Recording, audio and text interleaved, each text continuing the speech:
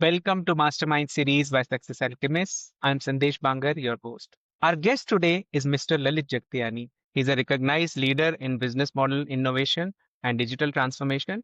He was SAP's regional vice president for go-to-market and business development across Asia Pacific.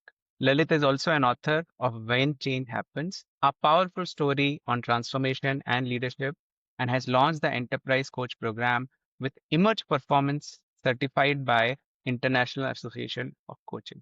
Beyond his corporate legacy, Lalit is also a co-founder of an AI platform, a senior facilitator with Harvard Business Impact, and an adjunct professor at UNITAR, Malaysia. His focus is helping organizations and leaders thrive through change.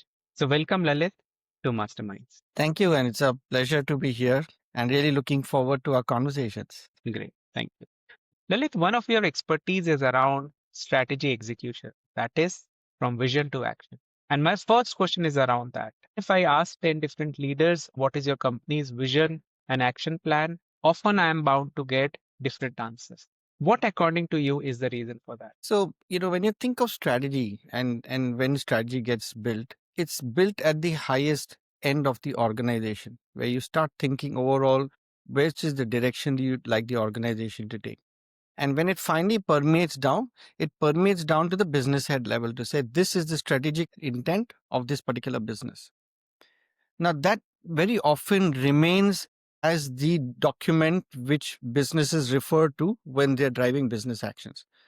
Now, bring it right down to an employee. For an employee, his day to day work and what he is trying to do remains the activity that he's performing, meeting his customer. And I'll give you a very simple example. We were working with company which is basically in the beverage space. They were just acquired by a global beverage division. One of the things that this person was doing, the salesperson, he was just selling the product that his company was making. With the new acquisition, when they were supposed to approach the distributors, they were obviously supposed to market the whole new products, but he didn't know how, he didn't know why, and he didn't know when. Now, that's because the intent was there. Yes, we need to grow, we need to expand our brand, we need to sell more products to the same market that we are in.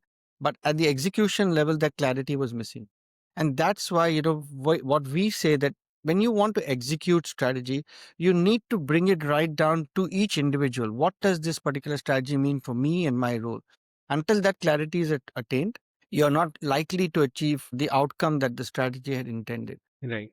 So it starts at the top, and how do you take it down to the bottom to your leadership teams and then to level 2, level 3? I think that's what you are referring to, right? Yes. So how it starts is, typically what we do is we take the strategy that the organization has created and then work with the L1 leadership. And the conversation with the L1 leadership is around what is it that they are expected to do to make that strategy successful. So what we typically do in the first level workshop is to kind of come up with 3 or 4 or 5 key focus areas for each L1 leader that they will be taking back to their teams to execute and align with what the strategy that was created during that session. The next part is the L1 leader and his immediate L2. We start taking that same intent of those 4 initiatives and 5 initiatives, reflect on the strategy and say, now, given these 4 or 5 initiatives, what do each of these L2 leaders need to take back and perform to be able to execute successfully on that actions that have been identified. And a similar cascade is then done to the L3 and then L4 and finally to the employee to say at a team level, given those initiatives that were selected at the L1, cascaded to L2, cascaded to L3 till LN, wherever that leadership level ends to the team, what is it that this team now needs to do to make those initiatives successful? So, and then again, they're identified as 2 or 3 or 4 focus areas for the team they need to do in addition to their day-to-day tasks and activities that they do. Now, once you've got that list, each employee then is identified against a new task that was created during that workshop. What this does, therefore, is it kind of creates a kind of a clear cascade, vertical flow of thought right from L1 leadership right to the employee as to what is it that they will be doing to make that strategy executable and successful. And that's really how the alignment happens. And the alignment is not just, hey, let's come up with 5 activities. We kind of go deeper to the people to say, what's the purpose of why we are trying to achieve what we are trying to achieve? Why is that important, not only to the organization, but how would that make a difference to the work that this team is doing and to the outcome that this team is producing? Because remember, people are here in organizations to be successful. They need to see that these initiatives are going to make them successful, and they're going to be able to give them the recognition that they need to grow their careers, whether it's within that organization or outside that organization. So while we are getting this clarity on the executive actions to be done, we are also getting clarity on why it's important, not only to the organization, but why it's important to the leader, to the employee, so that there's an individual connect to each of those activities that we are trying to put together. Emotional plus logical flow of ideas and concepts is what we typically call as alignment. And that's how alignment is done. Then next comes the structure itself. Now, sometimes if you kind of think of it, by definition, unknowingly, we have structures in the organizations that are designed to compete. Now, for example, you may have brands, and brands are measured by their growth. So when you kind of look at it from an overall category, you are looking at different brands, each one trying to grow their own product, and very often they cannibalize each other. Why? Correct. Because of the principle that the brand manager that performs the best during that particular year is likely the one to be promoted the next couple of years, recognized as a leader of the future. So by definition, what you've done is you've introduced the concept of compete within your team, which is good. You should have competition, but not against your own products. You should have competition against your competitors' products. But very often, what a brand manager needs to think about is, hey, I just need to do better than my competitor who's in my own company. And if I do better than him or her, I am actually more successful. So your structure is not allowing for collaboration. And a similar situation you see between operations and sales, for example. So if the metric for sales is OTIF, which is on time in full assortment, that is meeting customer expectations in the number and the range of product that they're expected to have, and you are driving operations by an efficiency metric, operations are not going to be able to constantly produce varied products. They, by definition, an efficient operation is when I run one product line in one sequence in one assembly line continuously for a large run. So again, you've now created a conflict. These conflicts don't necessarily need to be removed, but they need to be addressed to say, okay, this is the degree of flexibility we will allow because this is the strategic focus of the organization. If your focus is not aligning with the way you're rewarding people, the way you've structured your organization, the way you're recognizing team performance, then all this alignment work that we do will not be successful. So it's a combination of this alignment activity and the structure alignment that will drive what I typically call the unidirection that is needed for a strategy to be successful. Right. So I think a good, interesting conversation, especially around clarity and structure. So I would like to share with you within the scaling up framework that we follow, we have a tool called one page strategic plan, where what we do is in the quarterly meetings, the entire team formulates one plan and it's a one page. So, and in fact, it is about bringing everyone on the same page. So that one document that's ideally formulated at the L1 leadership team becomes the core which can be then cascaded down to other team members. And I think that's quite aligns with what you were talking about, starting from the top leadership and then cascading it down to other levels. And it's a very beautiful waterfall model, which you said. I'm taking the risk of using a terminology which may not fit, but yes.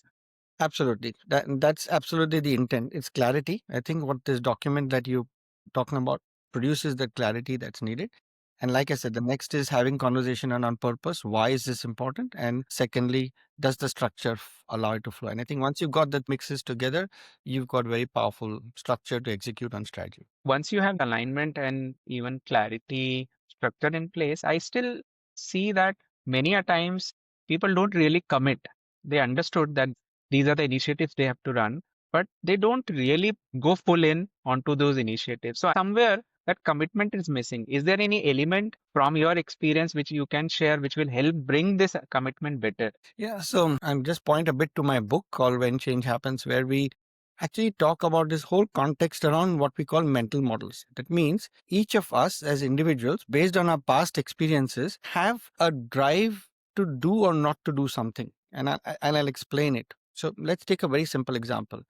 We were working for an organization, and one of the key things the organization was trying to drive was a new focus on a new market segment. So they came up with a market segment of a particular customer. And I'm sorry, I can't go into more details than that. But essentially, they were in the beauty product segment. And the idea was they were working with women above 23. And focus for them was now to target this young segment of women over 16 years old.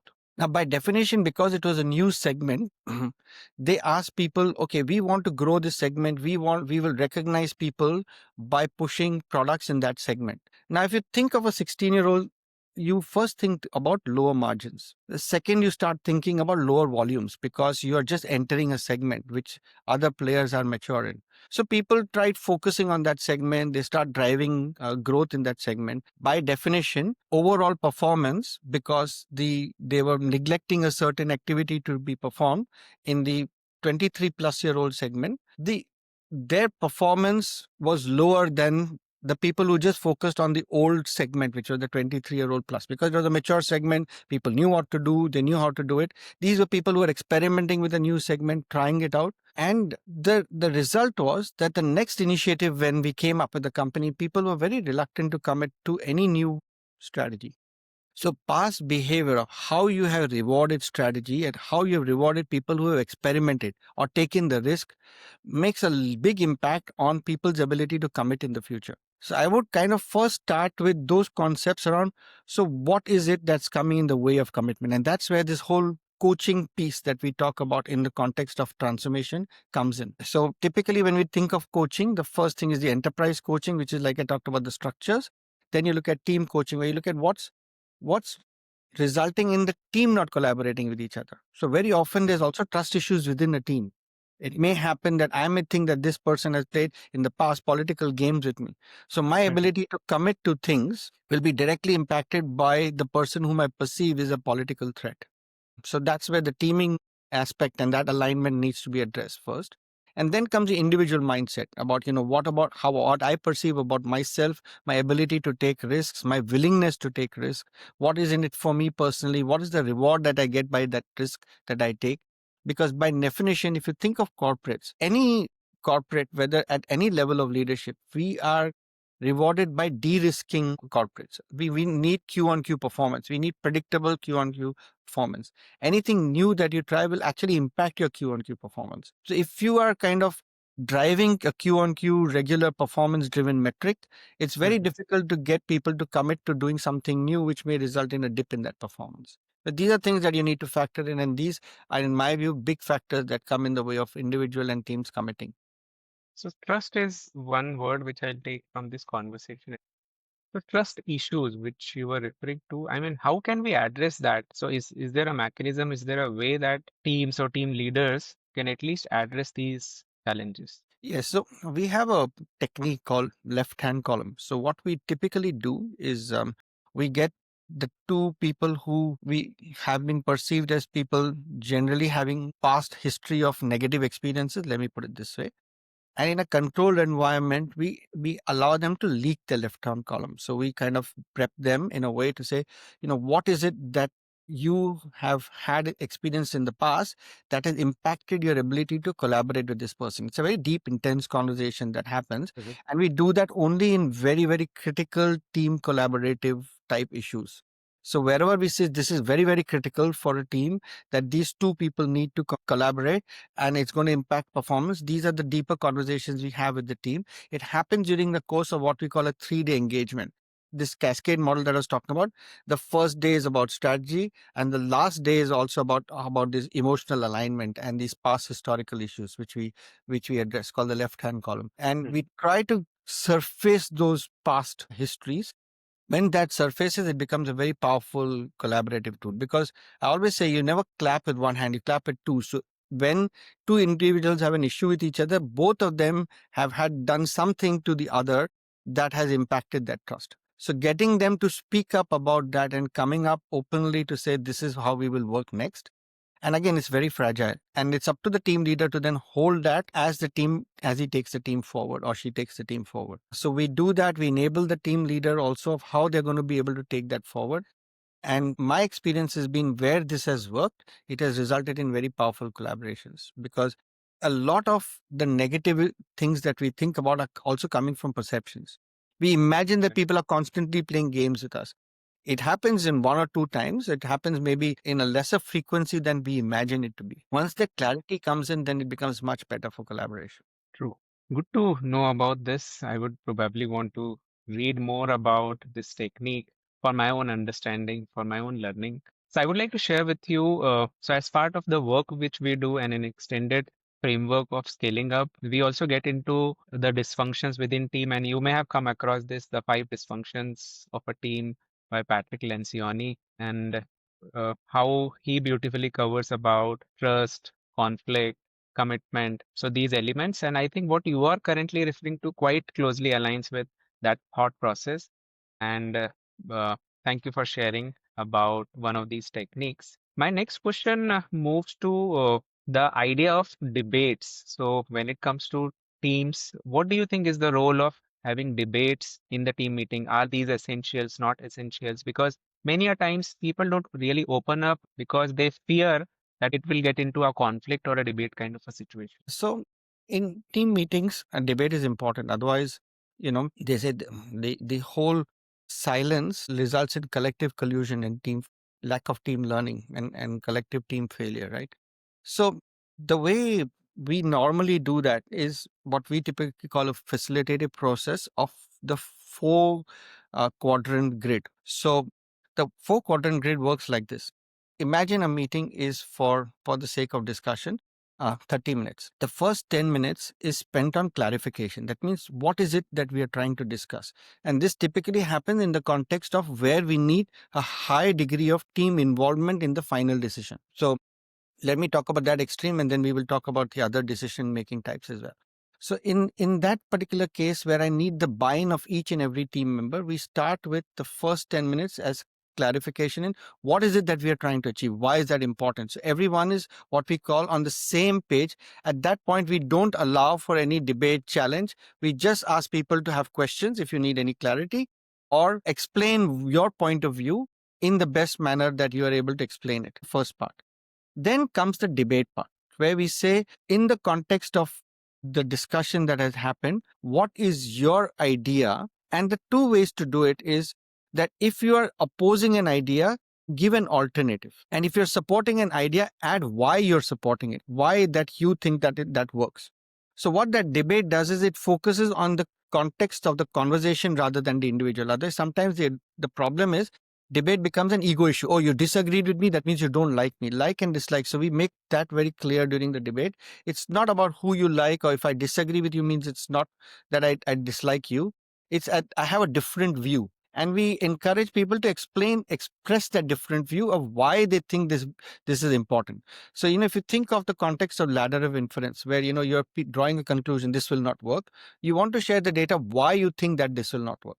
Because by just saying this will not work doesn't make you win a debate. Explaining why you think that this will not work, what has been the past experience that you've had that tells you that this will not work, helps the team to understand that maybe there's a failure point that we need to fix. So that's the debate piece. Then comes the decision make. The decision making comes, I would say, in two or three ways. So if it's a very fast decision that needs to be taken, we call it a type 1, where leader decides based on all the discussions and says this is type 1. By definition, that's where the commitment to execute will be low, but the speed of decision making will be fast. Then comes the type 2, where the leader says, okay, I will go with the majority decision. That means I will say, okay, where are the majorities at? Obviously, the commitment levels will be higher, but not the 100% commitment that you need. The third one is that I will take decision by consensus. That means I will try and see that I get as much consensus from the team. And in this particular case, the commitments are much higher, but the decision-making process is much slower. So you normally take that for very complex and very critical decisions. Mhm. And finally, there is one unanimous. That means I will not move ahead until everyone agrees that this has to happen. And this is, I would say, in very rare cases where it's very important for every individual to step up and do something that's very critical to the company. So from a facilitative process point of view, the first two quadrants are something we do definitely. The decision making, we have these different types of decisions to be taken. And then from that, the last part comes the actions. Who's going to do what based on the conversations that have happened. And those are very important, because you can have a meeting. Very often people go back not knowing what they're supposed to do. It's very clear that every meeting should have some very clear action points that somebody is expected to do, and they need to be clear why and how they're doing it.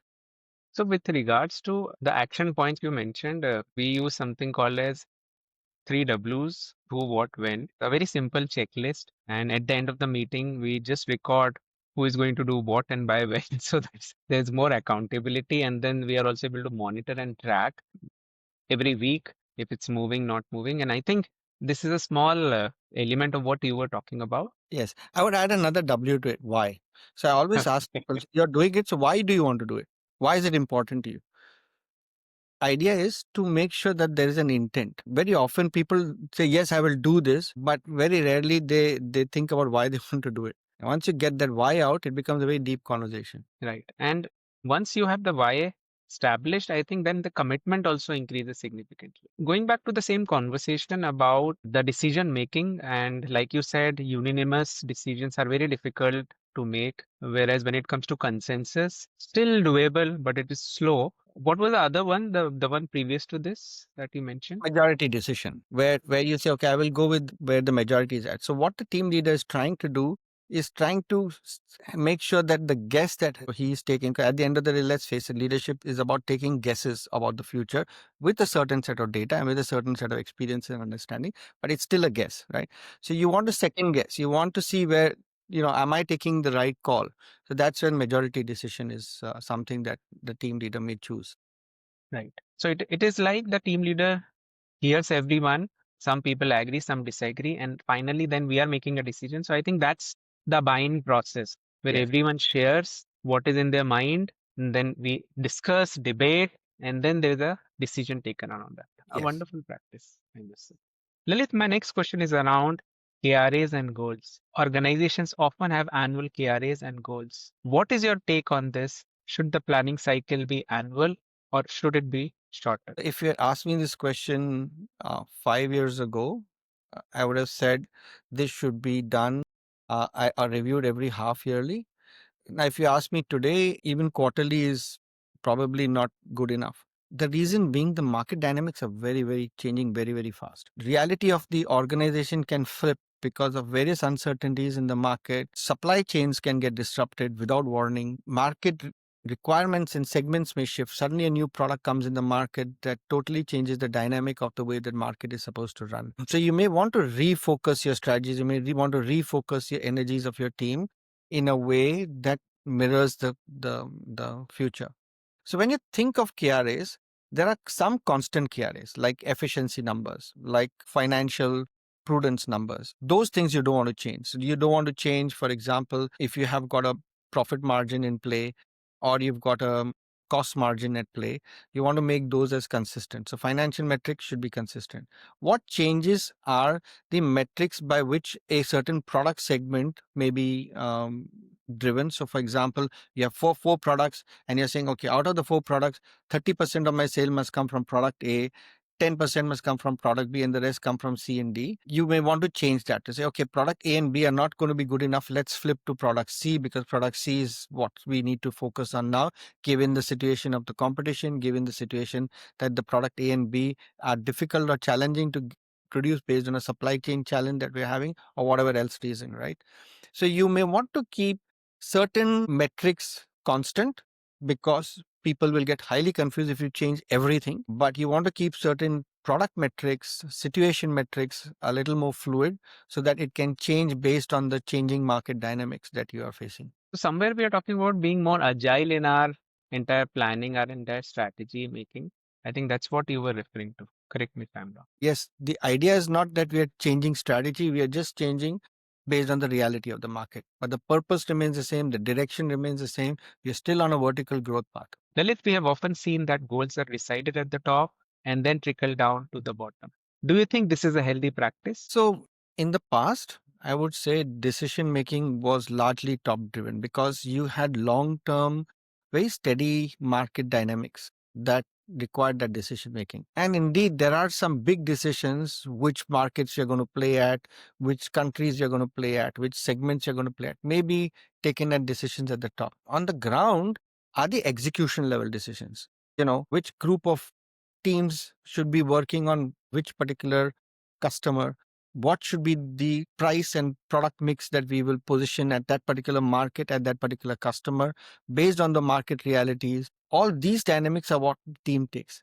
That's why, this whole cascade model where people are very clear what the organization strategy is, then you have to give people that flexibility to react and respond to the market. What that does is it gives a sense of independence, but at the same time, it gives a sense of flexibility and faster response time in the market. We've had situations where, the market dynamic has changed. And this was for actually a tire company where, a competitor introduced this model called servitization. So basically, with large companies like bus companies, like here you have in Mumbai, the BEST types, they buy tires in bulk, or transport companies, or even mining companies in Australia. They buy tires in bulk. So every year they come up with a tender. And, one good year, you win the tender, you have suddenly a windfall of opportunity. And full year, you lose the tender, the windfall drops. So competitor came up with this servitized model, which said, hey, we will not be giving you tenders. You come up with a subscription, you pay on a monthly basis X number of dollars, and we will start selling you tires, and we will replace the tires when the tires break down. What that did is it took away the whole market uncertainty, but this competitor started capturing market share because now the tendering process was totally knocked off. So we spoke to the company we were working with and said, this model is going to be very disruptive in your market. And by the time the decision trickled from the top to the operating layer, it was already too late. A lot of the market share was lost, primarily because this company had responded faster. Now, had you given some amount of flexibility to the teams on the ground, they would have been at least able to create some operating conversations at the team level or the market unit level to say, hey, here's where servitization has come. Maybe this is something that we need to respond to. So those are things that you want to keep flexibility at the market front so that you get these insights and you get them to respond to those realities right up front there. Lalit, we'll move to the change management piece. And I've read your book titled When Change Happens, and it's right here. It's a wonderful read. I found it deeply insightful. The book covers various facets of change management, including the approach that organizations should take to tackle big organizational changes. Therefore, for our audience, I would like to start with a very basic question, and that is, what is change management, and why do you think it is difficult to implement? So I'll start with what change management is not. So first thing, change management is not a project management tool. And the reason I say that is a lot of change management theories are about following a particular process. Do a communication activity, do a stakeholder management, do an analysis, deliver. It covers, ticks the boxes of change, but it's very rarely addresses this very interesting human dynamic, which I think you pointed to earlier in the conversation of our talk. Why should people do it? Why, how can I get people committed to making things happen? Because commitment comes from a human mix of logic and emotion. And structure project management kind of tools deal with the logic side of change, but not the emotional side of change. So that's one thing change is not. So then what is change management? If you think of it, it is simply the ability of helping people recognize why this particular change is useful for them and how it's going to make a difference in their lives. And, I kind of say that, one of the biggest misnomers is people resist change. And if you think of it, each one of us have gone into work in the morning. We never get up every morning to say, how can I go and resist change in my company? Nobody gets Right. up every morning thinking about resisting change. Nobody does that.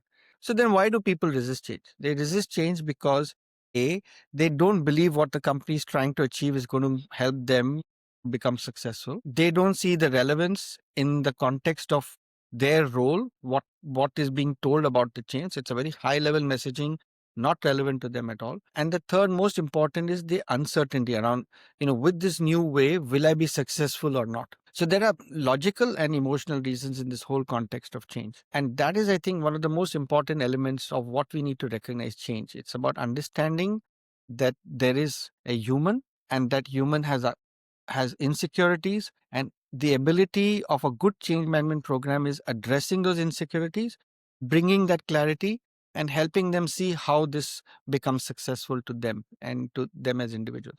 And I think if you're able to bring a mix like that, then you've got a very powerful change management process. And I would say that's really where meaningful change happens. Okay. So when you say it's about addressing the apprehensions of an individual when it comes to change, And you also said that it is not a communication.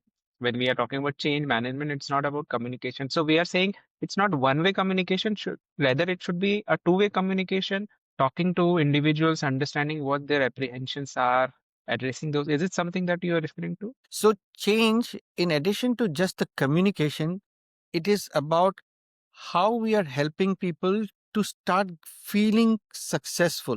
So, the way I kind of look at change is identify one or two or three things in an individual's role that would make them feel successful about themselves in that role.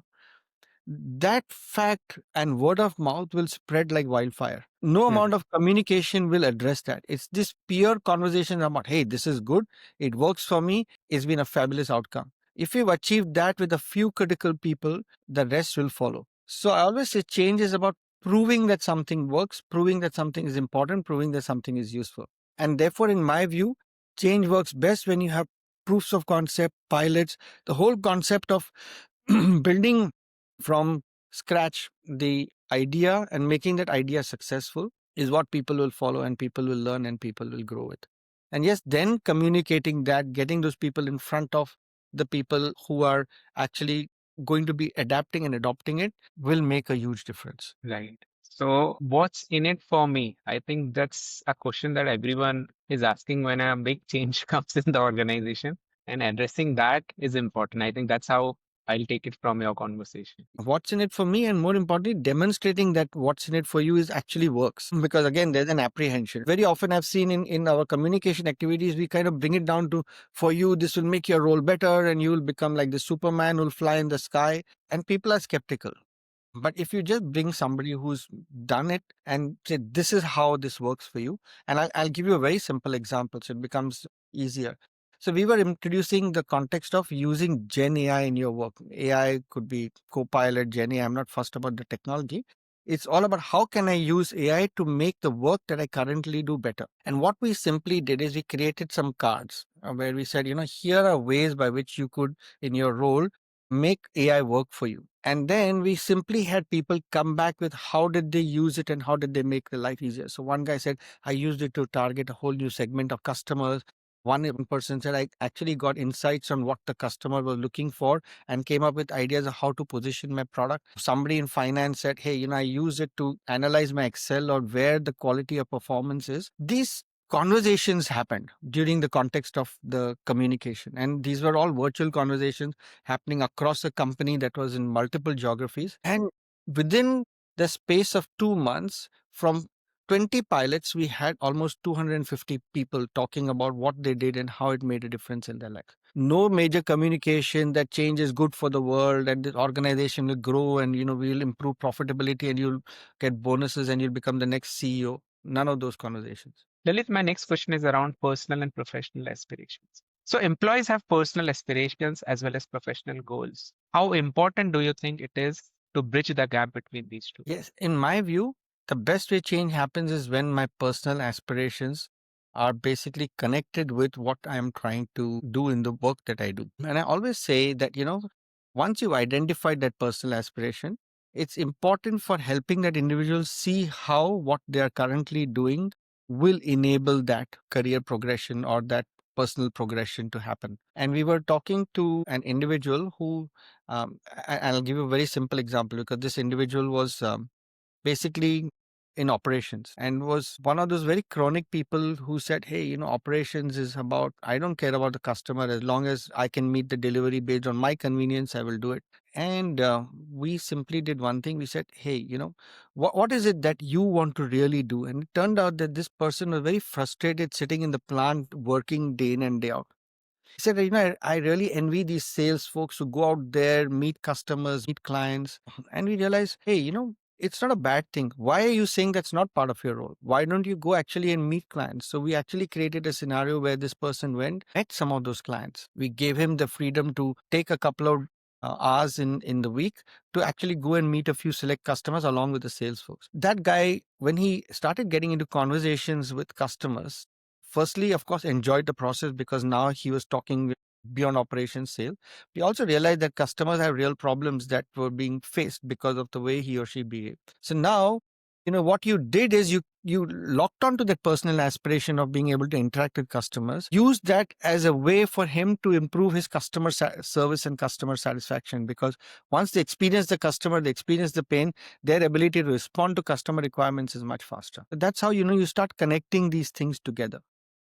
One tool I would like to mention here, and that's called as one page personal plan. So this is one particular tool within scaling up. How what it does is it helps you identify your own personal aspirations in the shorter run, in the longer run, and also what's your professional aspirations. And then how can your team leads or how can your peers also help you achieve those? And I think that's a conversation doesn't happen very openly, but at least that initiation has to happen, that identification of what is it that I also want to achieve. I think that entire process is quite scientific. And that's, I thought I'll mention here. Yeah, absolutely. I must tell you a couple of things how we connect to this. So one is, of course, personally, I do a lot of career strategy coaching with people. So basically, helping people understand exactly what the path the career strategy is and what is it that they need to do in their current role to be able to get to wherever they want to go. Because it's not about a wish for the future. It is, if I wish something in the future, in what I'm doing today, I need to find a path to it. Otherwise, it will never happen. I always say, if you don't do anything different today, your tomorrow won't be different. And same as with career strategy. If I don't do anything today that will drive me to that career strategy that I want to achieve, then you are not really achieving anything different. So that is one. And the second is the AI platform that you pointed to when you were looking at my profile. That's exactly what our platform does. It helps people based on their experiences to craft a career strategy for them and then markets them in the direction of their career strategy. Amazing. So I think another use case when it comes to AI and how we can definitely leverage it. Just continuing with the same conversation, I remember reading in the book about Albert Einstein and Einstein losing his purpose at the age of 70 years. Would you want to give some context behind what the thought process here when we are talking about Einstein? So, the interesting thing, and this is true for individuals. So I would put it to each of us as individuals. It's very important for us to constantly relook at the purpose that we are looking to drive. And this is particularly true for people in the silver years as well. So I do a lot of work with retiring CXOs. And one of the big challenges the retiring CXO has is what next for me.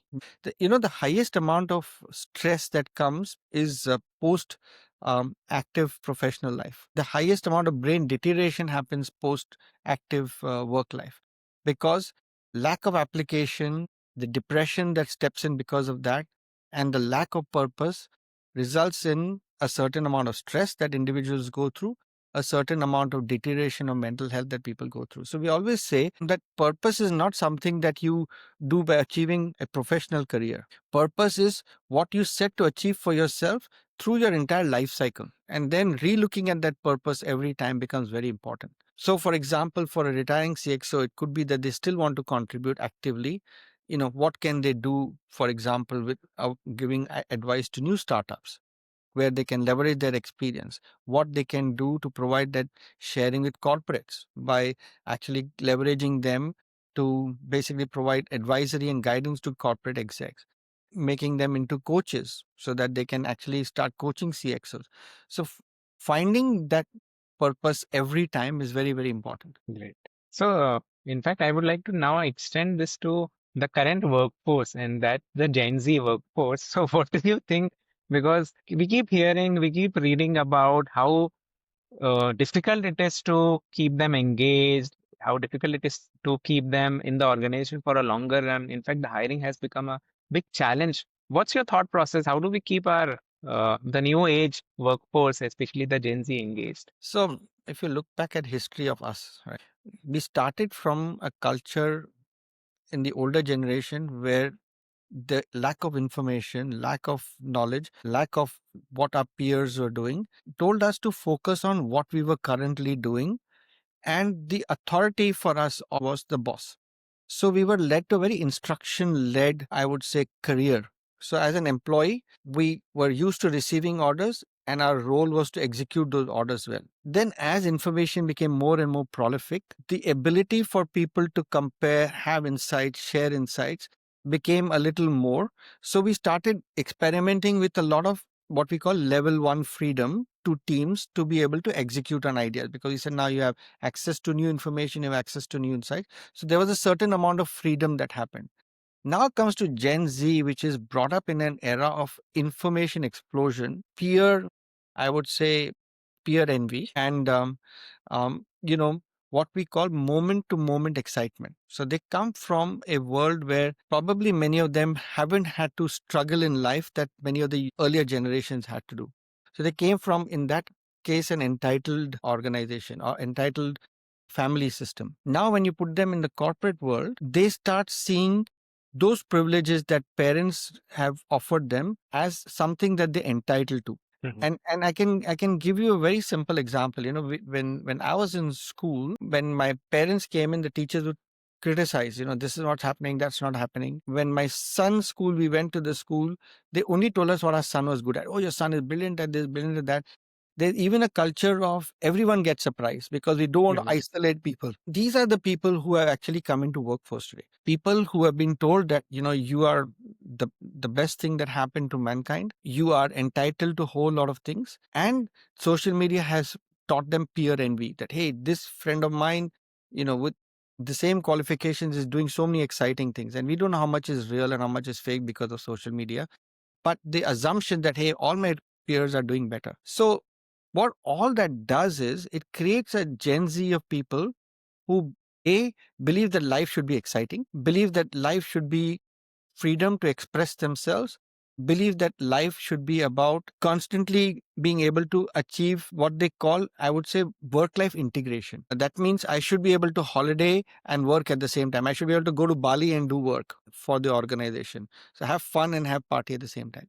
Now, all these realities, whether they're right or wrong, is not for us to debate, is for us to accept. Given that, so what is the role of us and leadership? The first thing is that we can't be driving a team of Gen Zs by telling them this is what they need to do. We need to give them the underlying purpose of what we are trying to achieve. The second thing is you can't focus on giving them long term goals only. You need to create exciting moments. So if you think of Gen Z, it's about what's the next exciting thing for me to do in the role that I currently am. So it's about creating what I typically call micro challenges, so a constant set of micro challenges, recognition when those micro challenges are being achieved, giving them that feeling that they're being valued to make that happen. So that is the structure by which you can create the energy and excitement and the engagement with the Gen Zs.